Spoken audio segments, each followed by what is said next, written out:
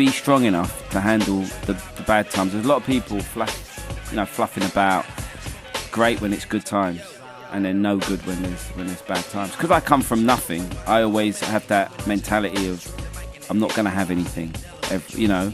So, like me, I've been divorced. That was quite difficult, you know. You just don't know. You know, I actually got sacked off Kiss FM one time, off daytime, because my head wasn't right.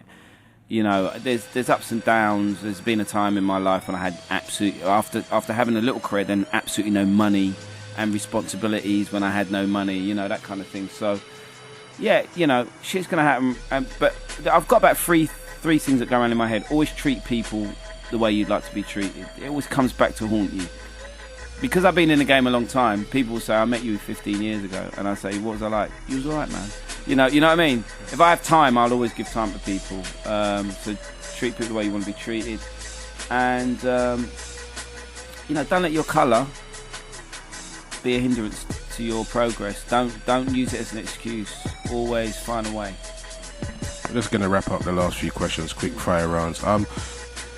You know, you've had a successful career also, you know, getting involved in TV and, you know, presenting shows, etc. You had the legendary show, which is the MTV Lick, which I grew up on and really enjoyed.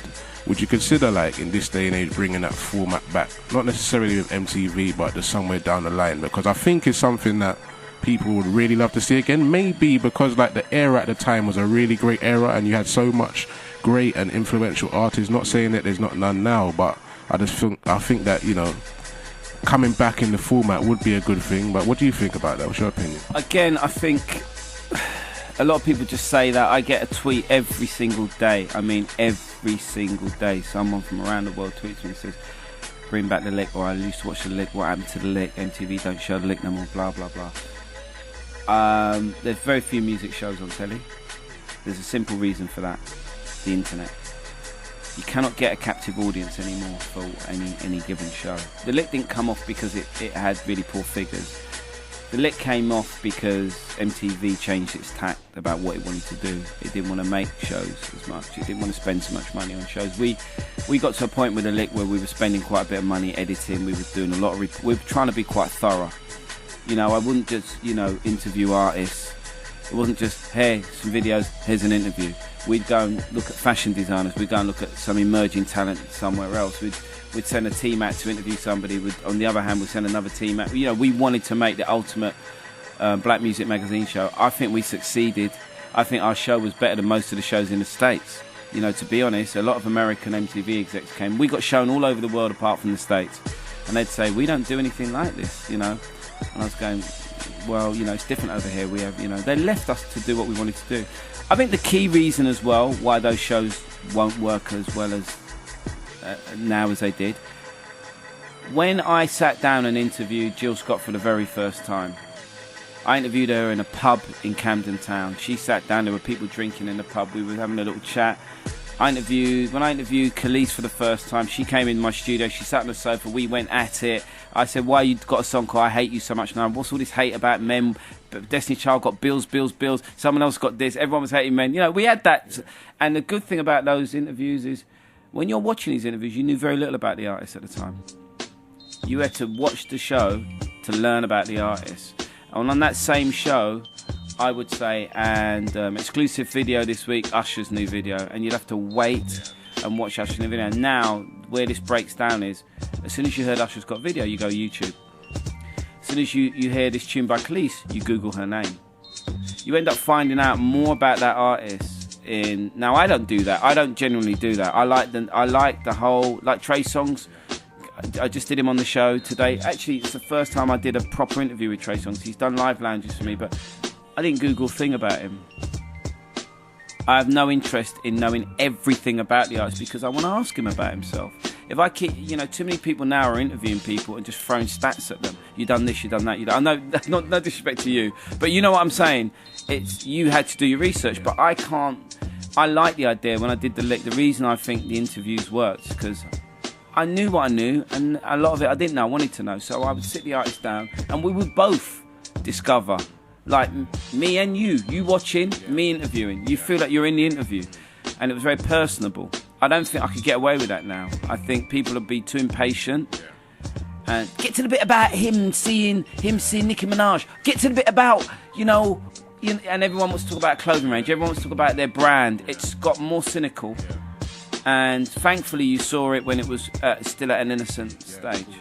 That's part of the reason. I really think that's part of the reason I don't watch many talk shows either on telly anymore. I don't feel as mystical about stuff. There's not much mystery attached to talk. You look at old school Parkinson. I don't even know what I'm talking about. Right? Yeah, Parkinson's a legendary interviewer. Why? Because when he interviewed people, we didn't have no internet. So when he was talking to them and they were telling him something, you're discovering something.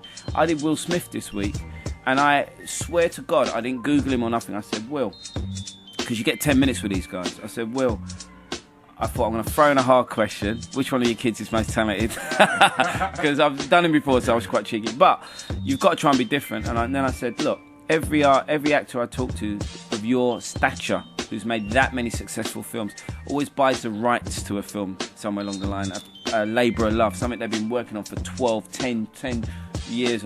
Have you got one of them? And he said, actually, yeah, a biblical film. And I thought I was getting a scoop, this, that and the other. After the show, I went on Wikipedia and it's all there on Wikipedia. So I thought I was excited about something and then I went flat, and that's the problem. What's your plans for the rest of the year, sir? This year has been a great year because I'm still in the game. I'm still in the game. And, I don't know how long I'll be at Radio 101 Extra, but I treasure every day. I'm done. Obviously, Hackney 2012 is coming up. That's going to be a massive event in the next 4 weeks.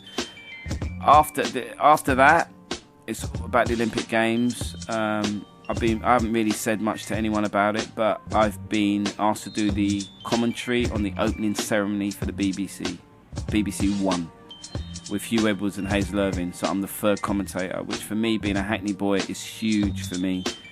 I'm a bit nervous, but I'll be fine, I'm sure. But it's a big deal. Very proud of being asked to do that, and maybe the closing ceremony. So that means I'm going to be there at the Olympic Games opening ceremony. Wow, because I'm a massive sports fan, that's big.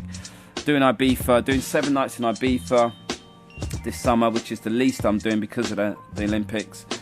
And obviously I've got Usain Bolt meeting, Jamaica, Stella Marley, Bob Marley's daughter, she's designed the whole Jamaican kit.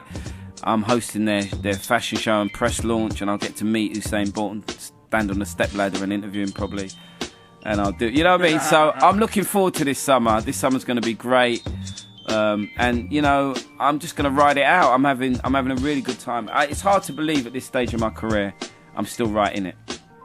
Because you're just that good, man, honestly. I'm trying, man. I'm trying. The thing is, a lot of people say to me, Trevor, man, I was there 20 years ago when you were starting out, and you were the shit, man. The music was great. Da, da, da, da, da. How can you play all this stuff on the radio that you have to play now? And I say, what stuff? I say, them tunes, man, them tunes. They're obviously talking about, commercial, ravey, R&B, hip-hop and that stuff. It's completely different. Now, what people don't understand is I'm a music lover. But they do understand I'm a music lover, so they go, well, why do you like that stuff? Some of that stuff's no good. Music's always been good and bad. Music's always been commercial and underground. Always.